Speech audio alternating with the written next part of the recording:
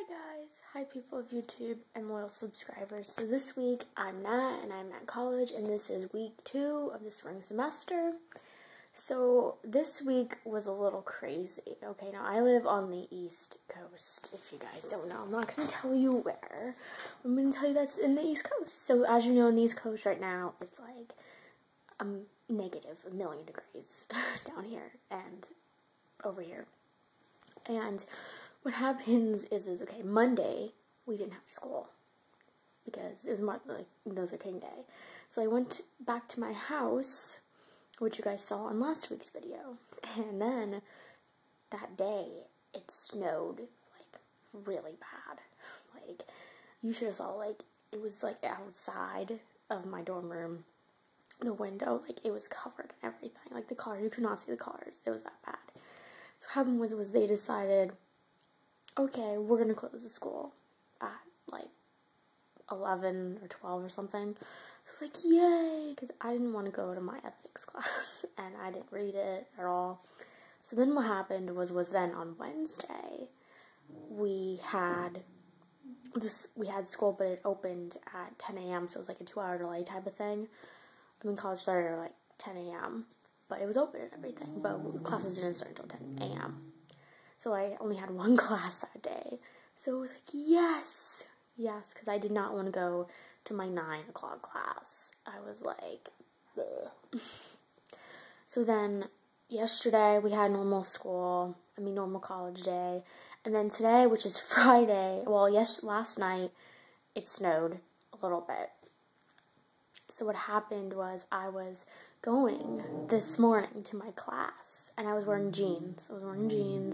And my coat and whatever, and the steps weren't shoveled all the way, so there was like this slush there. And what happened was I was going down the steps to get to my class, like going down the 2 flights of stairs that go to wherever the building is, and I fell on my butt, and I was like, oh my god. And luckily nobody was around to see it, because if you don't know, at least I think, is that when people are around you when it happens, and they're like, oh, are you okay, and everything, that's when it makes the situation a lot worse. Like, literally, it does. So luckily, in my case, nobody was around. But I couldn't go back to my dorm room and put on more pants, because it was like 15 minutes before class started, and I didn't want to say, like, I was late because of whatever. So I just went with a wet putt to my class, and I didn't care. I was like, you know what, I don't care, people see me, it doesn't really matter, they can say whatever they want. So that wasn't an embarrassing moment. I'm going to take off my glasses right now because there's a glare on it, and I really don't like that. So that's what happened today, and I changed my pants, so I'm wearing black, like, sweatpants, I guess, now. But other than that, I really don't have a lot of update stuff, because we only had classes, like, technically 2 days of the week today. But I will tell you one tip was this week I want to focus on talking to you guys about studying. And the reason why I'm talking like this is because my room echoes really bad. So I do not want people to hear me outside, so that's why I'm talking like this. Okay, so I don't know, like, when I do these videos, I just do them sporadically. Like, I don't have, like, cards here telling me what the tips are and everything. But look, okay, these tips I'm going to tell you for studying, they don't have to be about just one particular person. This can be about anybody, any situation, and ever. Now, the one tip I will tell you is don't always assume that your dorm room will be the place where people say you can't study from. Okay, like, when I had a roommate in my first semester here, I used to study all the time in my dorm room. And the library was, like, right across from the dorm room, so it was, like, right on that side. But what happened was people always say, like, don't study in your dorm room, whatever. I'm like, why can't you study in your dorm room? So it's just like, in high school, it's just, like, the same thing as, like, well, then don't study at your house. Like, where are you going to study from? Like, nobody's going to go to the library. But, I think that if you study in your dorm room, it's a good place, because that way you have the resources available. Like, you can use the computer, You can use your note cards, you can make note cards, you can look over your notes and stuff, because if you go to a library or if you go to a quiet place somewhere in your college, you might find that same person in your class working there, or your friends there too, and then they come up to you and they're like, hey, do you want to go to a party? You want to go to blah, blah, blah? And then automatically you're like, yes, let's go, because you have been studying there forever.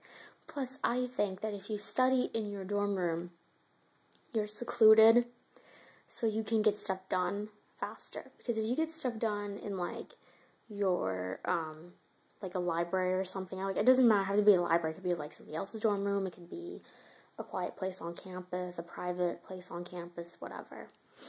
But for me, with that, is that you can get distracted more if you study outside your dorm room, because that means that if you study somewhere else, that means that, like, I'm trying to repeat myself, but that means that, like, you will get distracted more, because that means there are more people around you and everything. But if you work in your room, that's like the quietest spot you could probably think of to study. Okay, so number 2 is when you study, there's a variety of methods you can use to study. Like, you can look up, it depends on what subject it is, but maybe you could look up videos on it on YouTube or on a different site. So instead of you trying to just read your textbook of whatever you're trying to study for, like a test or whatever, instead of using just your textbook, you could use, like, and reading your notes. So you can use flashcards. Flashcards are, like, one of the best things I think of when studying. This is my personal preference. Like, it doesn't matter if you don't do whatever. Like, me too. Like, I'm more of, like, not a visual learner, but, like, a lecturer person. So, like, I can hear it, write it down, and be like, yeah, I remember talking about this. Whatever. So you can do that. You could do note cards. Make sure your notes are organized. Okay, like, I had a history class where we didn't have to put, like, the dates. We didn't have to memorize dates at all. But you have to put your notes in chronological order, because you need to know when certain things happened. Even though they say you don't need to know dates, but you really do. Because if you forget what, like, oh, like, even if you could say, like, you know, like, the War of 1812 was fought in blah, blah, blah, president's administration. At least you have some sort of date. And plus you have the date to correspond it with other stuff. So the other thing when you do studying is you don't want to study 5 hours on end with no break. You cannot do that. Nobody can function like that. I mean, maybe smart people can do that, but I'm, like, moderately smart, so, like, or averagely smart, so I wouldn't do that at all. But when you do studying, okay, you don't want to do, like, study for 5 hours and then go eat or something. You want to have breaks. So when you do that, you might want to watch, do 2 hours of reading the material, like your textbook, and then take a break and, like, go outside for a walk or do something on the computer or talk to your friend or something, and then say, okay, now I'm going to do my notes for 2 hours or an hour and do the same thing. But the one thing you don't want to do is you don't want to stay up late to study, because what's going to happen is if you stay up late to study, you're going to fall asleep, and then you're not going to set your alarm clock or anything, and then you say, I'm going to get up at the time I always get up at, whatever day it is, but then you don't, because A, you get tired, and B, you're worn out from studying, and you just feel like crap the next day. Seriously, so do not do that at all. Like, don't do that at all. That's like, if I could edit it and put, like, in all caps, that's what I would put. Don't do that at all. The other thing now is what kind of, I think, helps me a lot is that I use note cards a lot. But the one thing I do most of the time, and it's probably a bad habit to get into, is I